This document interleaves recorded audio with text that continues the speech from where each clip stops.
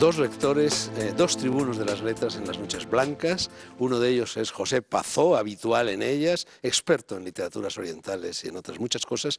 Y el otro, que se deja ver poco por aquí porque vive en Moscú, es de hecho el corresponsal de las noches blancas en Moscú. Cierto, ¿verdad, Daniel? Sí. Daniel Utrilla. Buenas noches. Buenas noches. Buenas Bueno, noches. pues ya sabéis que vamos a hablar de libros, así que vamos a darle la palabra en primer lugar a Daniel Utrilla, que es el forastero. Bueno, pues vengo con es una novedad aquí en España que se llama Conversaciones y entrevistas con Lev Tolstoy. Encuentros en Yasna Poliana, que como sabéis es la hacienda donde nació, escribió Guerra y Paz, Ana Karenina y donde fue enterrado.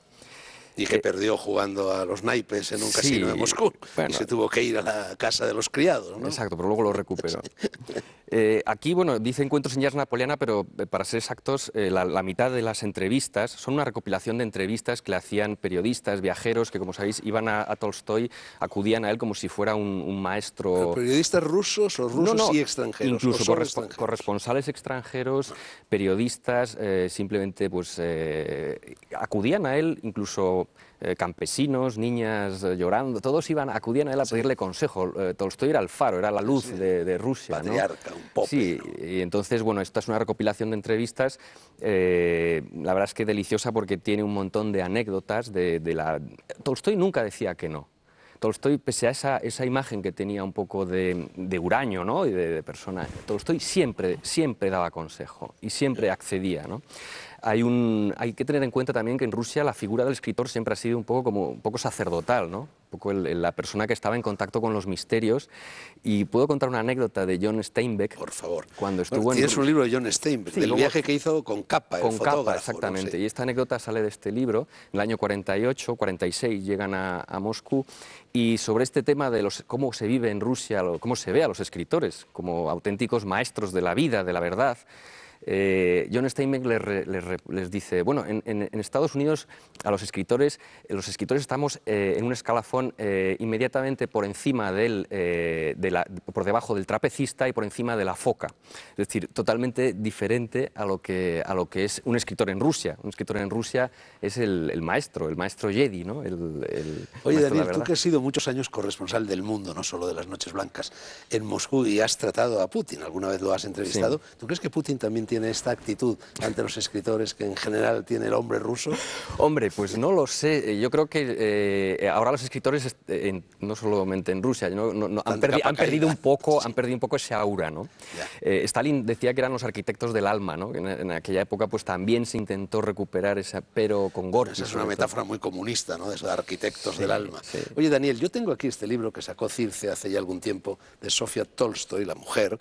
Es una biografía escrita por Alexandra Popov, que es una periodista rusa que vive en Canadá, y la verdad es que es un libro terrible. Yo no sé si tú lo has leído. No, el libro de los diarios de la visión que da, ella es muy partidaria, defiende mucho pues a la cónyuge de Tolstoy, y la verdad es que la visión que da de Tolstoy es de un despotismo, de una arrogancia, incluso de una crueldad terrible en el trato, no solo con su mujer, sino también con sus hijos y con otras personas, ¿no?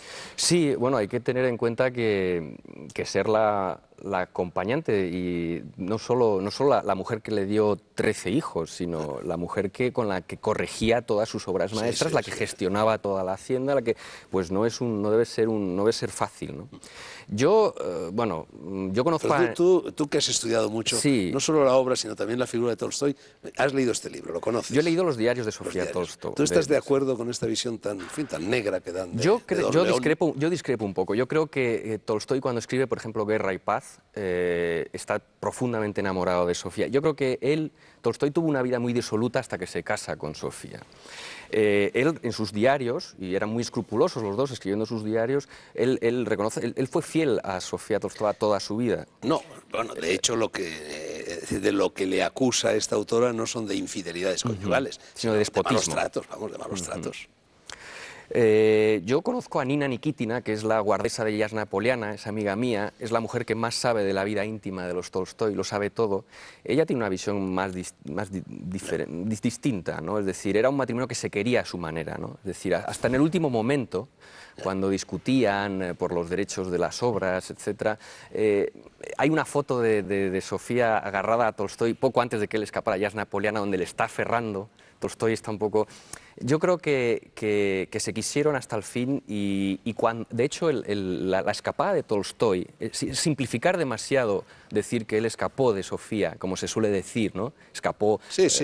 No, Yo creo que... Esta es la versión que da. No, mira, Tolstói lo visitaban periodistas, lo visitaban discípulos, lo visitaban... Él había perdido la calma en su hogar, ya no podía escribir. Lo reconocía, dice, esto es una casa de locos, decía. Lo visitaban con cinematógrafos para hacer películas. Es decir, yo creo que Tolstói había perdido... Él escapa no tanto de Sofía como de la locura que se había creado en torno a su figura. Sí, pero sin embargo dices que acogía con gentileza y bondad a estos bueno, pero porque él periodistas, se veía... camarógrafos, y en cambio volcaba su agresividad con la pobre... Bueno, pero él también dice sobre Sofía, dice que, bueno, pues que sus berrinches también eran insoportables, ¿no? Y en su diario, seguro, día tras día, lo consigna. Por ejemplo, él no soportaba que le registraran el escritorio. El problema venía de los derechos de las obras, ¿no? Él quería delegárselas al pueblo y Sofía quería quedársela para la familia. Entonces, él decide irse cuando una noche la oye a ella como un ratoncito rebuscando entre los papeles, ¿no? Entonces decide irse, ¿no? José, te toca a ti. Sí. Bueno, quería comentar sobre una cosa, que Tolstói tenía una visión muy pesimista de la vida conyugal. O sea, yo no creo que él fuera un hombre feliz, tampoco creo que fuera Sofía, pero él no me parece en ningún momento Hombre, este libro, sus obras, esta biografía de la esposa transmite todo menos felicidad. Claro, realmente era un infierno. Era otra cosa, pero no era algo feliz, ¿no? Pero bueno, yo traigo cosas diferentes. La primera es de viajes y es de Paul Theroux y es un libro de Alfaguara que se llama El Tao del viajero. Paul Theroux es una persona un poco controvertida para mí. A mí me gustan mucho los libros de viajes. De viajes, eso te iba a comentar. Las novelas menos. Aunque La Costa de los Mosquitos en su día me gustó muchísimo, ¿no? Ya a mí no mucho. Yo leí la primera, Waldo, y incluso la prologué, una edición del Círculo de Lectores. Pero como novelista me parece un novelista menor, secundario. Pero como autor de libros de viaje me parece un autor muy bueno, muy interesante. Que tiene algo como americano, tiene algo de esa inocencia que tienen los americanos a veces. Enfrentarse a las cosas con una visión muy fresca, bastante libre. El libro pasa por China y por Japón, ¿no? Exacto, hay un libro... con Murakami, además, le gustan mucho los trenes, ha sido siempre un amante de los trenes. De hierro, ¿no? Exacto, el Garro de Hierro, el gallo de hierro que atraviesa, ¿no? Él decidió dar la vuelta al mundo en tren. En tren, o sea, el primer viaje suyo es un viaje por Estados Unidos en tren, el primer libro. Luego se adentra en la Patagonia. América del Sur. Exacto, luego se va hasta la Patagonia y luego ya pasa a Asia. Y sus libros siempre me han parecido muy interesantes, los de viaje, unos libros con bastante frescura. Tiene uno muy interesante que son Las columnas de Hércules, que es un libro de viajes en el que empieza en Gibraltar y hace todo el Mediterráneo hasta Ceuta, y lo hace fundamentalmente en tren, pero también en otras cosas, en el que habla de España y habla de la costa mediterránea de España, que atraviesa en invierno y le parece un horror. O sea, esas ciudades dormitorio vacías en invierno de turistas, le produce una impresión muy fuerte que yo comprendo. China tampoco le gusta mucho. Sí, él tuvo... A mí me interesa mucho la versión que da de Japón. Sí. Es bastante atinada, bastante sutil, bastante original, ¿no? Este libro es una curiosidad, porque no es tanto un libro suyo como una recopilación de lo que se ha escrito sobre libros, sobre autores viajeros. Tiene cosas de muchísima gente, o sea, desde Stevenson hasta Chadwick, todos los viajeros de la literatura, de la tradición anglosajona sobre todo, y francesa están aquí. Yo a Chadwick lo detesto, José. Sí. A mí sus obras no me parecen mal, ¿eh? Sí, a mí Un camelo, me parece un camelo, aparte que él era un impostor. Bueno, claro, él era mentiroso, ¿no? Pero Theroux habla de esto aquí con bastante humor y con bastante curiosidad, de los viajeros que viajan con gente o viajan haciendo otras cosas y luego en los libros, en lo que escriben, reflejan algo diferente, que fundamentalmente es borrar a los acompañantes y es borrar lo que rodea a lo que ha sido el viaje en realidad, ¿no? Habla, antes comentabais Steinbeck, que tiene un libro de viajes por Estados Unidos, que hace una roulotte con su perro. Y él comenta una cosa que es verdad, que yo conocía, y es que su mujer lo acompañó gran parte del viaje, pero en ningún momento habla de su mujer, no habla de nada. Y luego... Era como Tolstói. Exacto, y la versión de su mujer del viaje es totalmente diferente en las cartas que luego se han descubierto, y habla el propio Steinbeck habla del tostón del viaje en algunos momentos, le pide a ella que vaya a acompañarlo, ella no quiere. Él tuvo una relación era muy amigo de Naipaul. Y luego se Exacto. enfadaron a muerte. Sí. Y tiene un libro sobre Naipaul Sí. muy interesante. A mí también, Naipaul no me gusta nada, ¿eh? Es un autor que yo creo que es uno de los autores más vanidosos que hay ahora Bueno, mismo pero se puede sobre... ser muy vanidoso y ser un buen Y ser un buen escritor, autor. Sí. Pero a mí me parece, sus novelas tampoco me llegan a entusiasmar, las de Naipaul. Creo que A mí me gusta el libro sobre la India que escribió. Sí, porque es un libro más personal, no es ficción. Y creo que es un autor de no ficción mejor que de ficción. Bueno, ya está bien de Terú. Volvemos a pasar la pelota a Daniel Utrilla. Se me había olvidado de decir que no viene en esta recopilación de entrevistas, pero que creo que viene a cuento decirlo, que hubo un valenciano que entrevistó a Tolstói en el año 1905. Tú siempre descubres extraños españoles que llegan a Rusia en situaciones inverosímiles. Inverosímil, pues esta es una de ellas. Uno de la División Azul, por ejemplo. Sí, un amigo mío, Francisco Armengou.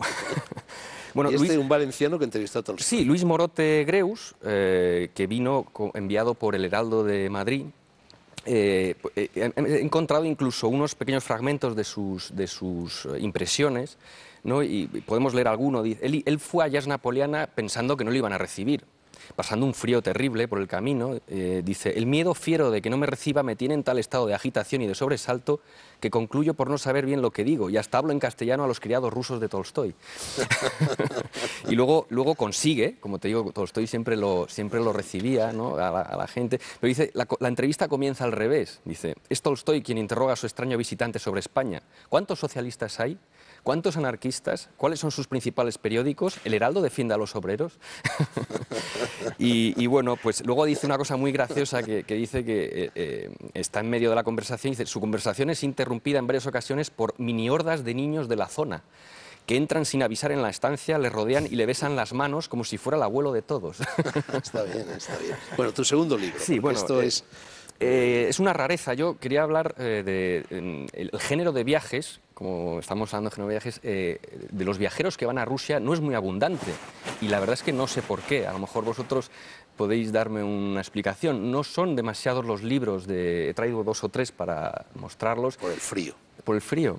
Puede ser. ¿No? En el prólogo de Tampoco va mucha gente a Groenlandia o al Polo Norte, ¿no? Puede ser, pero en el prólogo de un occidental en Japón, que hace José, dice una cosa de Japón que yo creo que se puede aplicar a Rusia, ¿no? Dice que son países de la mente, ¿no? Si no me equivoco, que son países... pues, estados mentales, ¿no? Pues porque tienen una historia, han sido países aislados, que luego han sido a lo mejor forzosamente incluidos en la cultura internacional y que, bueno, pues que tiene un pasado mítico, ¿no? Que choca con el presente. Yo creo que eso se puede aplicar a Rusia. Me tienes sin vivir en mí. ¿Qué libro es ese?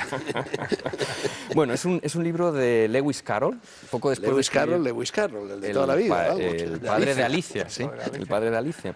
Poco después de escribir ese Alicia, viaja a Rusia en 1867 y no vuelve a salir de Inglaterra. No sé si fue porque se quedó escarmentado ya con Rusia. Más vale no moverse, ¿no? Más vale no moverse. La verdad es que es una rareza, es un libro donde él consigna una serie de anécdotas que, por ejemplo, para los que vivimos en Rusia siempre son sugerentes, ¿no? Por ejemplo, él se vuelve loco regateando con los coches de caballos los precios de los taxis. Bueno, y es algo que se hace hoy en día en Moscú, con cualquier coche. Y entonces es gracioso porque esa desazón... Pero él que visita San Petersburgo, Moscú, Kiev... Luego, sí, él atraviesa Europa y está en San Petersburgo y en Moscú, sí. Y bueno, esta desazón del occidental en Rusia es un poco la constante, tanto en el libro del que hemos hablado antes de John Steinbeck y Robert Capa, un poco la desazón... Pero vaya par de dos estos. Sí. También, el libro es una especie también de convivencia imposible entre los dos, ¿no? Muy llena de humor, ¿no? Sí. Pero de trasfondo siempre está... Muy divertido ese libro. Es muy divertido, sí. Mucho, yo creo que el humor es fundamental para sobrevivir en Rusia y yo creo que lo demuestran todos los viajeros que han pasado por él, como ejemplo Sergio Pitol. Este libro es fantástico. En España también. En España también. Es fundamental el humor para sobrevivir, sí. Antes de Sergio Pitol, otra vez tú, yo José traía Pazó. 2 cosas más. Una de ellas es La lluvia de los inocentes de Andrés Ibáñez. El otro día hablamos de ella. ¿Hablasteis aquí? Pues es un libro... Novela generacional, dice. Muy generacional, exactamente. Es un viaje interior, no es una novela, no es ficción. Yo creo que tiene mucho de memoria, más que de otra cosa. Es un tipo de memoria más tradicional que la que últimamente se estila, lo de mezclar ficción y memoria. Yo creo que aquí la memoria predomina y pesa bastante más. Un libro que a mí me parece barogiano en su estilo, un poco fuera de época, es denso, es un libro muy nostálgico, triste.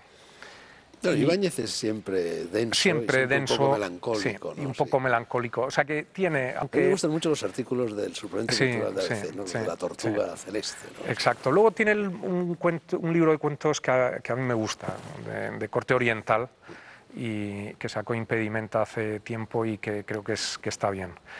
Este libro, además, creo que cubre en parte o empieza a cubrir cierto vacío con respecto a toda una generación, que es la generación que se hizo joven pues, con la transición, los años de la transición. Ha existido cierta biografía antes, pero de esa época muy poca biografía. La tuya y la de Daniel, en definitiva. Claro, exacto. Y este libro yo creo que sí refleja algo de esta generación, o sea, es cierta orfandad con respecto a la mayor que se hizo cargo de la transición o entró ya a formar un papel más protagonista.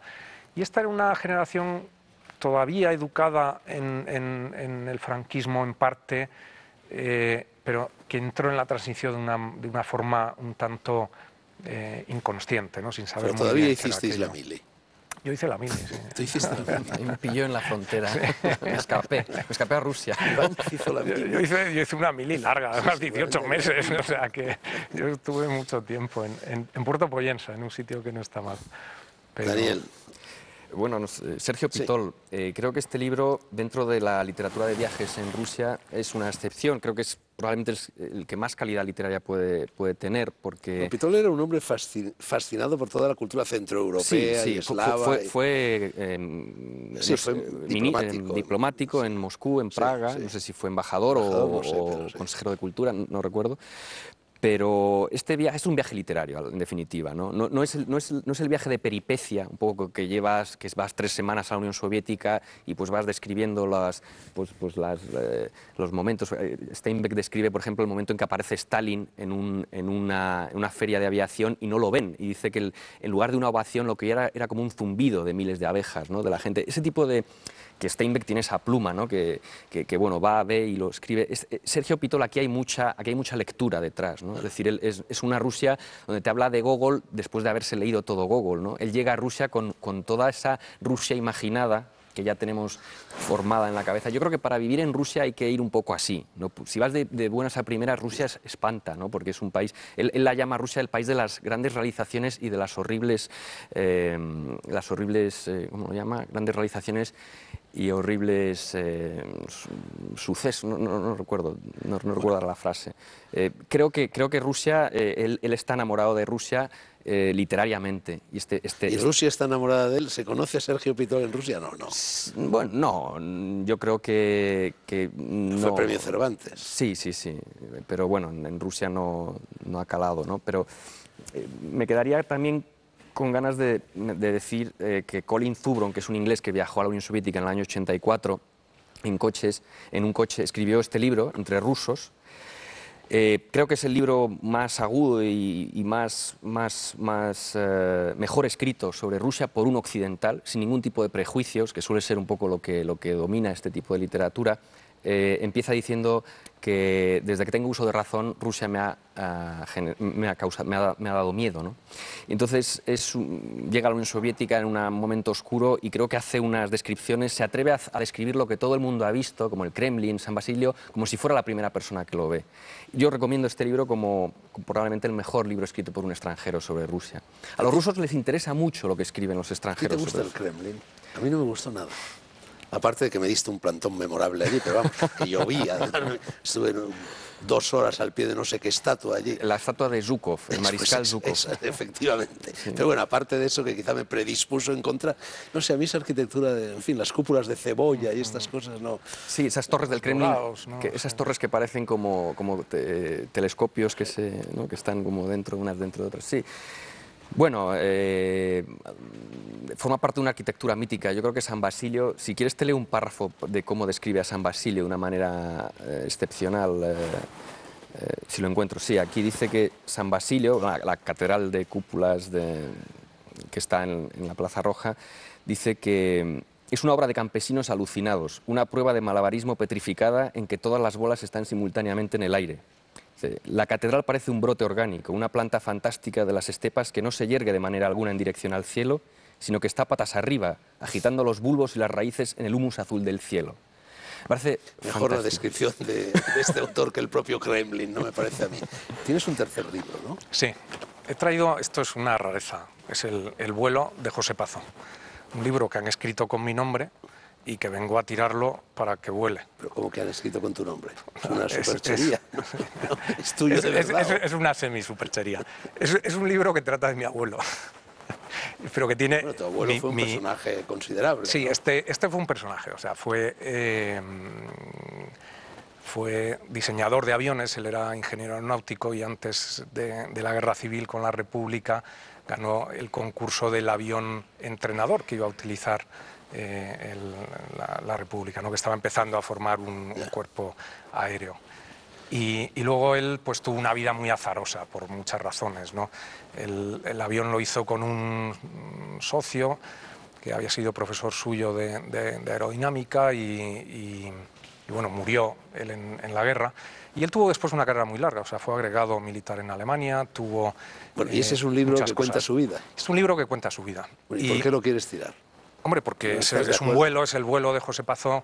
Y no, el libro no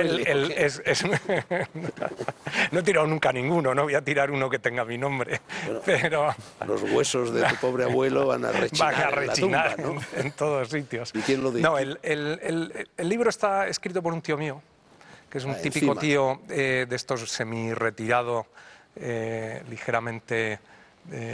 cascarrabias, que se dedica a investigar en el pasado. ¿No te llevas muy bien con él? No, me llevo muy bien. A partir de este momento lo dudo, tirando su libro al cajón, ¿no? Venga, tíralo. Venga, lo tiro y ahí va. Uy, casi da al gato. Bueno, hablando de gatos, yo lo que pasa es que como nunca los tribunos de las letras me dejáis hablar de los libros que yo traigo, pero yo en homenaje a ti, Daniel, tan gatuno como eres, ya no sigues sin gato. Pues te murió el gran Puzo y sigues sin gato. Pero, hombre, cuando uno se queda viudo hay que volver a contar el matrimonio, ¿no? Estoy pensándomelo. Regálame alguno de los tuyos. Bueno, pues yo he traído este libro de Manuel Francisco Reina, buen escritor, buen novelista, que se llama Los secretos felinos, y son todos poemas, en fin, poemas de gatos, ¿no? Está publicado por Endymion. Y, bueno, este libro delicioso que trajo el otro día Carmen Velasco, lo malo es que está en inglés, en un inglés además bastante complicado. Es un libro de viñetas, ¿no? Es un libro de actitudes de gatos, de dibujos de gatos, verdaderamente delicioso, cuyo título pues ya habla por sí solo. Todo lo que yo necesito saber lo he aprendido de mis gatos. Con mí me pasa exactamente lo mismo, pues te aconsejo que te hagas con este libro. No te lo puedo regalar porque no es mío, es de Carmen Velasco. Y por último, acaba de aparecer, hace un par de años publicó Siruela una antología de El gato es el animal más literario que hay, ¿no? Seguramente es el animal que más literatura ha generado. Publicó ya Siruela un libro delicioso de cuentos de muchos escritores sobre gatos y ahora Nórdica saca este libro muy bien editado, El paraíso de los gatos y otros cuentos gatunos. Hay uno de Zola, uno de Mark Twain, el famosísimo de Rudyard Kipling sobre el gato que iba solo y uno de Saki, que es un escritor verdaderamente extraordinario que tendríamos que recuperar cuanto antes. Y bueno, Dulcis in Fundo, creo que tú también quieres tirar un libro al cajón y con eso terminamos. Vamos a ver. No lo quiero tirar entero, no sé si es posible. Yo creo que no. No, pues, o sea, ¿has traído algo, un hacha o algo para trocearlo? Ahora lo vemos. Es La carta a la tierra de Mikhail Gorbachev. Es un libro donde él se presenta como ecologista. Está lleno de recuerdos interesantes. Él aboga él se considera verde y bueno, tiene unos recuerdos de infancia interesantes. Yo creo que Gorbachev, como la figura importante que fue, yo creo que este libro tiene un cierto peso, pero al llegar a un capítulo donde él habla de Chernóbil, me he encontrado con 2 páginas. Creo que alguien que se autoproclama ecologista y que rompe lanzas a favor del ecologismo no puede decir cosas como, por ejemplo, esta. Dice que... bueno, hay que recordar que Gorbachev era el secretario del partido cuando se produjo de la Unión Soviética, cuando estalla la central de Chernóbil el 26 de abril del año 86. Yo, como enviado del Mundo, he cubierto mucho esa zona, he conocido a muchas víctimas, he conocido detalles de cómo aquello se produjo. Ellos consideran, las víctimas, que Suecia les salvó Han hecho ahora una película que ha estado en el Festival de San Sebastián, Sí, no que la transcurre en conozco, Chernóbil. sí. Sí. Los suecos dan la voz de alarma porque el gobierno soviético silenció aquella catástrofe. Es decir, durante los primeros 6 días, los propios soviéticos no sabían lo que había pasado. El 1 de mayo, es decir, 6 días después de la catástrofe, se celebra en Kiev el desfile. Era la Unión Soviética. El 1 de mayo era el gran día de la Unión Soviética. Toda la gente en la calle, la nube en aquel momento había llegado a Kiev, luego giró y precipitó sobre Bielorrusia, pero el 1 de mayo toda la gente salió a la calle. El yodo radiactivo, que tiene 8 días de vida y que generó cánceres de tiroides en ese momento, si hubieran avisado a la gente, se habrían evitado muchos casos, porque el yodo radioactivo solamente está activo 8 días. Bueno, entonces, ¿Y este fue el responsable hombre, no, de que digo, no se avisara a Gorbachov? El Gorbachov era el responsable de la Unión Soviética y, por lo tanto, decir que, dice, podrán decir lo que quieran, pero la verdad aquí es una. Mis compañeros en el gobierno y yo mismo tomamos desde el primer día la decisión de publicar los datos y las cifras de la catástrofe. No es verdad. Es decir, dice que dieron conferencias de prensa los días 6 y 9 de mayo, 10 días después. En el Museo de Chernóbil de Kiev hay un periódico del Ukrainskaya Pravda de 4 días después de la catástrofe, donde aparece en un cuadradito en la tercera página que Chernóbil tiene problemas. Es decir, aquí no dieron la voz de alarma. Entonces, creo que, bueno, presentarse como ecologista, como gran defensor del planeta, bueno, voy a arrancar 2 páginas. Te vas a cargar el libro Me lo por las cargo el buenas. libro. Esto es horroroso lo que estás haciendo. ¿Lo puedo hacer? Sí, hombre, Bueno, entonces voy a tirar, porque no voy a llegar. Libertad, divino Las tesoro. tiro ahí y ya está. Es lo único que... El libro está bien, por lo demás. Bueno, a ese libro, si te das cuenta, que acabas de conferirle un alto valor bibliográfico, ¿no? El libro al que le faltan las 2 páginas que a Daniel Utrilla tiró en el mejor programa de libros de la televisión española. Y son de Chernóbil las 2, además. Pues, señores, ya está bien. Ellos se van, nosotros seguimos. Muchas gracias.